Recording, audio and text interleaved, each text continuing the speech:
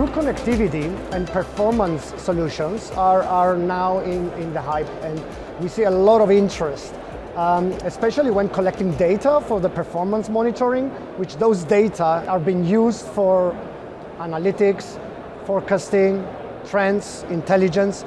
So I guess those two, crew connectivity and for performance optimization of ships, is what is now the trend.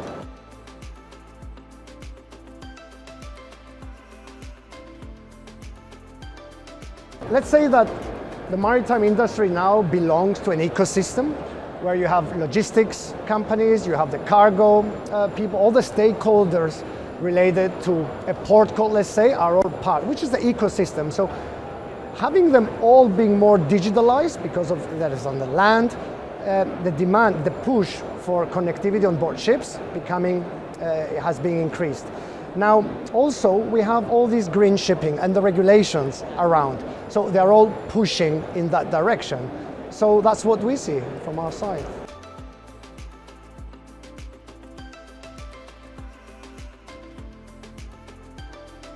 First, we had the COVID years, right? Which proved that we need to give crew better communication. Then for their well-being and the mental health as well.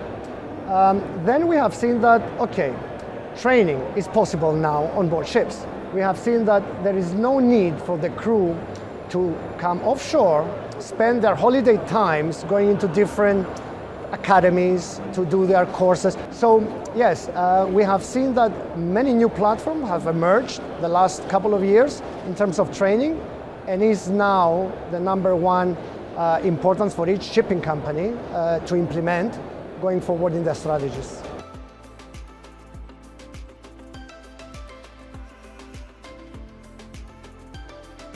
We are very highly involved in ships tracking, as we use it for performance and weather routing optimization, but also intelligence. So you have the AIS, which is a terrestrial VHF networks that collect information. Is mandatory for ships to have an AIS system.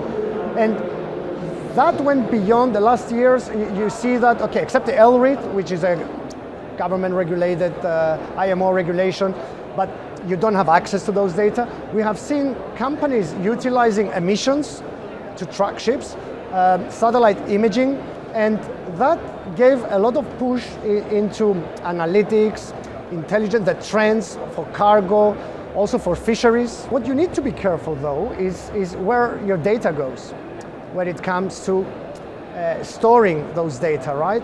And if how companies are merging or being acquired. So when you are having contracts with various companies that have your data, you just need to be cautious.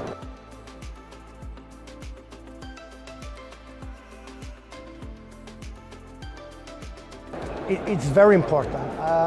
To be honest, I had a presentation earlier and I thanked the government here and the kingdom for their 2030 vision, which we are very aligned with and committed to support here, the kingdom, locally and abroad, on their vision. And having such key events helps transfer the message across, bring more companies to get to know the kingdom and the region here and the market here, which I think we all need to pay attention to.